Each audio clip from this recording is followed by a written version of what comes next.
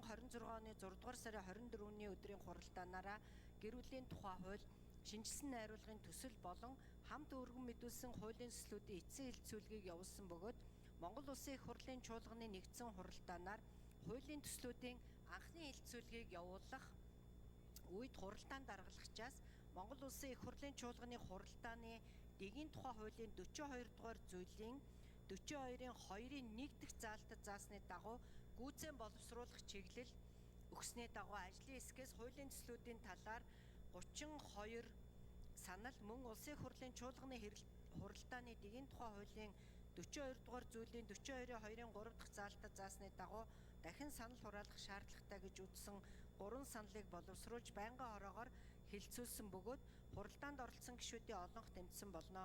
Нэгдсэн хуралдааны анхны хэлэлцүүлгээр олонхын дэмжлэг авсан саналуудыг төсөлд нэмж тусган төслийн агуулга зарчмыг алдагдуулахгүйгээр үг хэллэг, дэс дараалал, бүтцийн шинжтэй засварыг хийж эцсийн хэлэлцүүлэгт бэлтгэсэн төсөл байнгын орооны танилцуулга, зарчмын зөрүүтэй саналын томьёоллыг та бүхэнд хүргүүлсэн болно.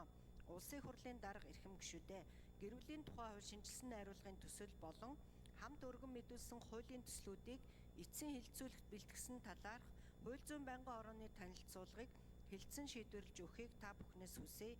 Анхаарал тавьсанд баярлалаа. За, одон тоогч баярлалаа. Ажлыг танилцуулъя.